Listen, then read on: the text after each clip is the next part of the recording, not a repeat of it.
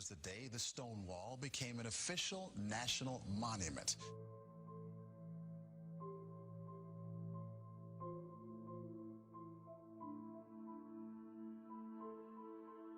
June 26th this year, President Obama officially designating Stonewall Inn a national monument. I pledge allegiance to the flag of the United States of America and to the republic for which it stands, one nation, indivisible, with liberty and justice for all. Thank you.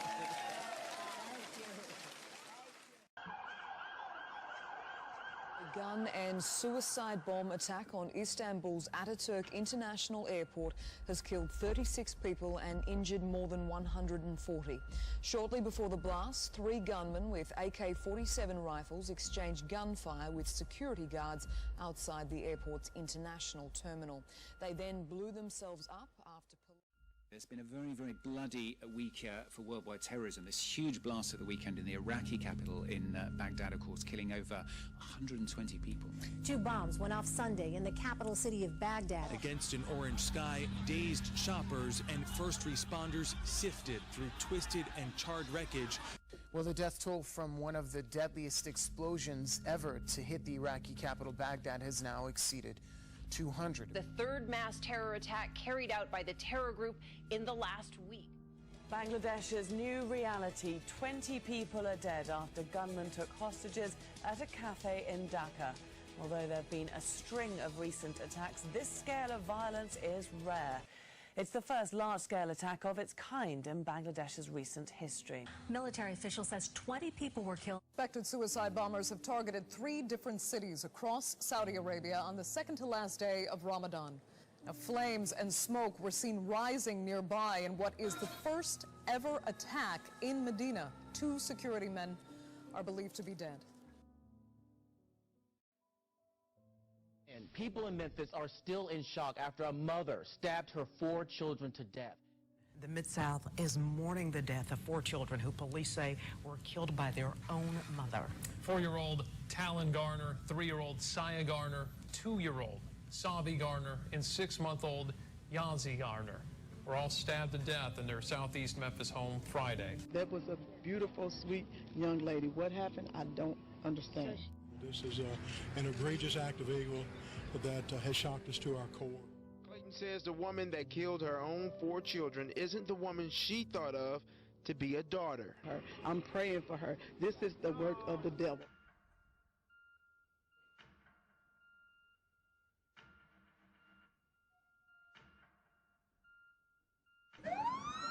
SWAT responded.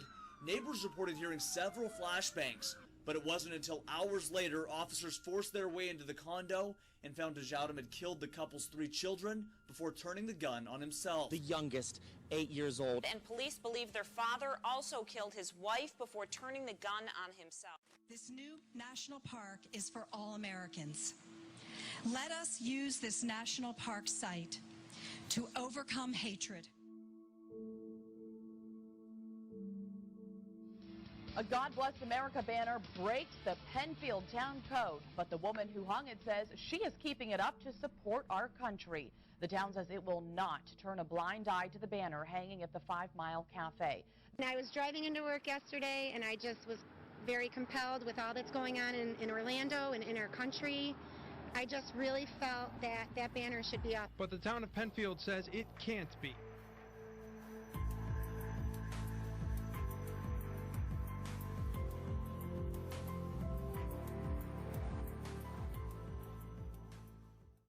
I'm Jeremy Hubbard. And I'm Aristeo Brady. After telling the pastor last week that he could no longer advertise with the word Jesus, Colorado Springs officials now reviewing that decision. I asked them why we could no longer use the name of Jesus, and they said it's because if you use the name of Jesus, we must allow hate messaging. What kind of world is this if we can't say that Jesus is Lord? They paid for the bench, and it's not, like I said, it's not hurting anybody. I was very, very upset. That's bigger than my church. That's bigger than me. Pastor Lawson Purdue and Charis Christian Center have been advertising their Jesus campaign for 3 years. But they were told last week if they want to continue advertising, they can no longer use the name Jesus. Pastor Purdue says that he has received numerous messages from believers, non-believers, and even strong atheist groups that taking away this message would be an infringement of our First Amendment right. And some stop by today. They say we're agnostics, we're atheists, but we're very upset about this, because this is about the freedoms that we enjoy as American citizens. It's been an historic week for the transgender community. On Thursday, Defense Secretary Ash Carter announced the lifting of a U.S. military ban on transgender troops. Today, they can serve openly.